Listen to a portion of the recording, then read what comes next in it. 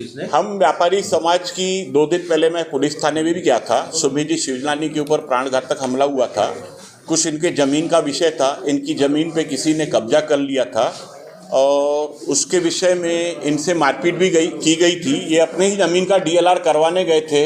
अपनी ज़मीन का डीएलआर करवाने के बाद खुद की ज़मीन का डीएलआर करवाने के कारण भी उनके ऊपर हमला किया गया है। और उस दिन मैं पुलिस थाने भी गया था। उन्होंने मेरे सामने भी रिपोर्ट लिखे थे, लेकिन उन्होंने एफआईआर दर्ज नहीं किए थे। यानी उन्होंने इनकी कंप्लेंट लेने की कोशिश किए थे, कुछ कागज़ पे लिखे थे, लेकिन एफआईआर दर्ज नहीं किए।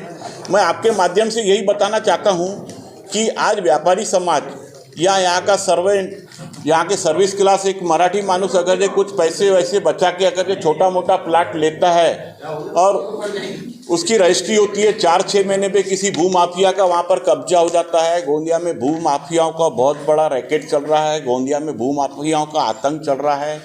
कोई बेचारा छोटा मोटा गरीब आदमी अगर ये प्लाट लेता है तो रजिस्ट्री के 4-6 महीने के बाद वहाँ किसी का भी बोर्ड लग जाता है और बोर्ड लगने के बाद उससे उगाई की जाती है। आज ये बहुत प्रकरण हुआ, इसके बाद अभी आप पुलिस स्टेशन जाने वाले हो, क्या आगे की कार्रवाई? हम पुलिस स्टेशन जाएंगे। आगे की कार्रवाई के लिए यहाँ के एसपी को भी पत्र देंगे, कलेक्टर को भी पत्र देंगे। हम यहाँ के जो स्थानीय आमदार हैं उनसे भी मिलेंगे। उसके बाद भी अगर ये कुछ कार्रवाई नहीं होगी तो हम मुख्यमंत्री तक के जाएंगे और उसके बाद भी कुछ कार्रवाई नहीं हुई तो हम आंदोलन करेंगे सड़क पे उतर के इस विषय पे। के आधार पे एफआईआर दर्ज होना था, वो नहीं हुई है तुम्हारा। फिर दूसरी बार मेरे पास गरड़ साहब आते, उन्होंने मेरे से बोला कि जो तेरी जो रात को बयान लेके गए और साइन लेके गए, मेरी साइन कैसे की? देखो इसमें कुछ टेक्निकल पॉइंट आता है। अनफिट अगर होता है तो पुलिस के रिकॉर्ड में अनफिट का बयान गरड़ साहब को तो मैंने उनको क्लियर बताया कि ये मुझे मराठी नहीं समझती, क्योंकि ऑलरेडी इसके पहले एक केस हो चुका है हमारे मित्र का, बबलू तोलानी का। उसको उन्होंने थाने में बुलाया। थाने में बुलाने के बाद आपने इसके पहले बताया कि अपने शिकायत की है, लेकिन हमने हस्ताक्षर नहीं किया। नहीं, मैंने मारपीट की है, उसके बाद तुम्हारे को हॉस्पिटलाइज किया है, वहाँ भर्ती किया है। रात में पुलिस आई, इसमें साइन लेके गए, उसके आधार पे एफआईआर दर्ज होना था, वो नहीं हुई है तुम्हारा। फिर दूसरी बार मेरे पास गरड़ साहब आते। फिर दूसरी बार मेरे पास गरड़ साहब आए थे शाम को, दूसरे दिन 4-5 बजे।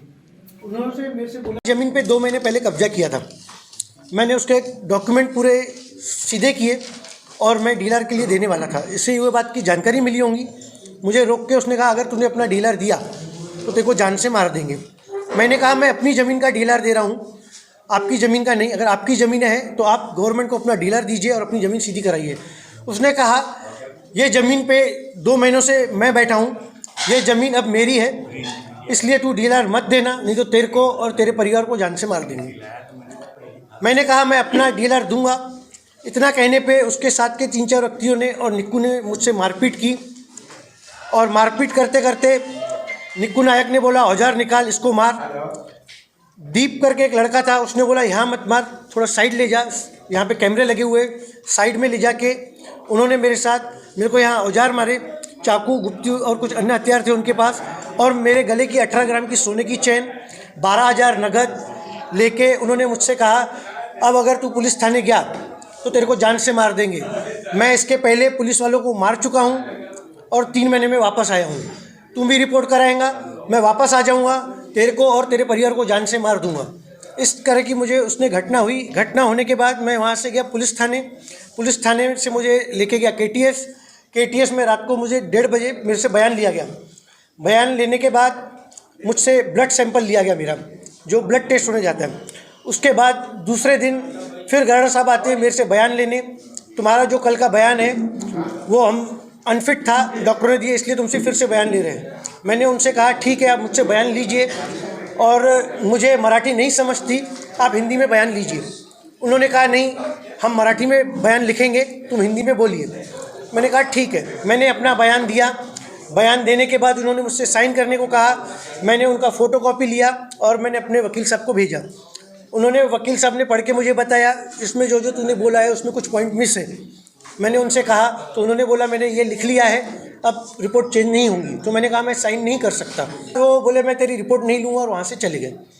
दूसरे दिन, उसी दिन रात को 9 बजे मेरा डिस्चार्ज हुआ। डिस्चार्ज होने के बाद मुझे वहाँ से डिस्चार्ज लेटर मिला वो लेके मैं घर गया और बाद में मैं उसे पढ़ा तो उसमें लिखा हुआ था कि मैं अल्कोहल पिया हुआ हूँ।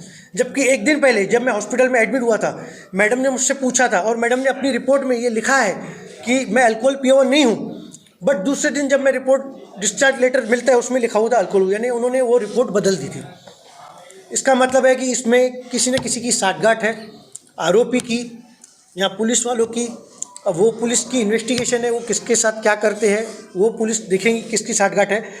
उसके बाद जब दूसरे दिन मैं एसपी ऑफिस गया कि मेरे साथ ये घटना हुई है, मैंने बयान दिया था, पहला बयान मेरा ऐसा ऐसा हो गया, उन्होंने बोलते अनफिट है। फिर मेरा दूसरा बयान मराठी में बोले, उसमें ऐसा ऐसा हुआ। तो फिर उन्होंने पर्वते साहब जी को यहाँ थाने में फ़ोन किया, आप बोले थाने चले जाइए, आपकी कंप्लेन लिख दी जाएंगी। मैं थाने गया अपनी कंप्लेन के लिए। ठीक है, हम तुम्हारा बयान दर्ज करते हैं जैसा तुम बोलते हो, तुम्हारी मर्जी से, पर सामने वाला भी तुम्हारे ऊपर एट्रोसिटी लगा रहा है, तुम्हारे ऊपर भी एट्रोसिटी लगेगी। हम फरियादी होकर भी हमारे ऊपर ये आरोप लगा रहे हैं कि हमारे ऊपर एट्रोसिटी लगेंगी, हमारे ऊपर ये प्रेशर डाला जा रहा है कि भाई तुम अगर रिपोर्ट करोगे तो तुम्हारे ऊपर भी एट्रोसिटी लगेंगी। तो हम जाए किसके पास? नहीं, अभी तक मेरी पुलिस कंप्लेंट नहीं हुई, क्योंकि मैं कल जब शाम को गया तो मुझे ये बोला गया कि तेरे ऊपर भी एट्रोसिटी लगेंगी।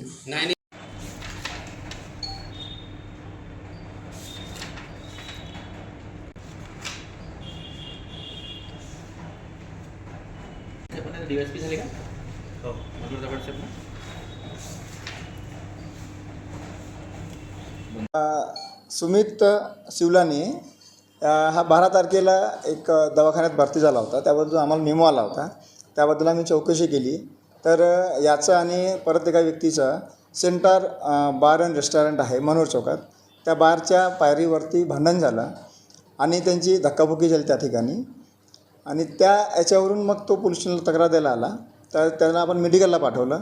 मेडिकलमध्ये जेव्हा भरती केला त्याचं आपण स्टेटमेंटसाठी डॉक्टरला पत्र दिलं, डॉक्टरने अनफिट फॉर स्टेटमेंट दिलं आणि सदरचा पेशंट हा दारू पिऊन असल्याचा अहवाल दिला आणि त्याच्यामुळे मग त्याचं आम्हाला बयान घेता नाही आलं अनफिट असल्यामुळे।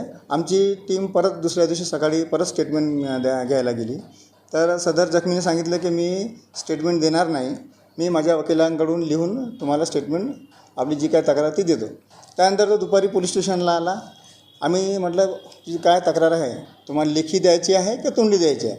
तर नाही म्हणे, मी माझ्या वकिलांच्या मार्फतीनं लिहून घेऊन येतो आणि तो नंतर तक्रार आणायला गेला वकिलाकडून। त्यानंतर आम्ही त्याला परत संध्याकाळपर्यंत 3-4दा फोन केले, त्याबाबत आम्ही तसं नोंदी पण घेतलेल्या आहेत, पण तो अद्यापपर्यंत तक्रार द्यायला आला नाही। सदरचा व्यक्ती त्याचप्रमाणे ज्याच्यासोबत त्याचं भांडण झालं होतं तो पण व्यक्ती पोलीस स्टेशनला, त्यांनी पण म्हटलं की मी पण माझी लेखी तक्रार वकिलाकडून लिहून आणतो, पण अजूनपर्यंत दोन्ही व्यक्तींनी तक्रार दिलेली नाहीत, त्यामुळे गुन्हा दाखल झाला नाही। त्याबाबत आमची प्राथमिक चौकशी सुरू आहे आणि जसं दोघांकडून आमच्याकडे तक्रारी प्राप्त होईल आम्ही त्याच्यावर गुन्हा दाखल करण्याचा प्रोसेस करू। आरोप लावत आहेत सर, काय सांगतात की पोलीस कॉपरेट करत नाही? आमच्याकडून पूर्ण कॉपरेट आहे। त्याच्याकडे आम्ही 2दा जाऊन आलो दवाखान्यामध्ये, दवाखान्यात डॉक्टरला पत्र दिला, यांना आम्ही त्यांना तोंडी किंवा जी काय मदत लागते तोंडी किंवा लेखी तक्रार द्यायची आम्ही ते पण सांगितलेलं आहे त्यांना, त्याबाबतचे फुटेज पण आहेत, पण तो अजून पण त्यांनी आमच्याकडे तक्रार दिलेली नाही।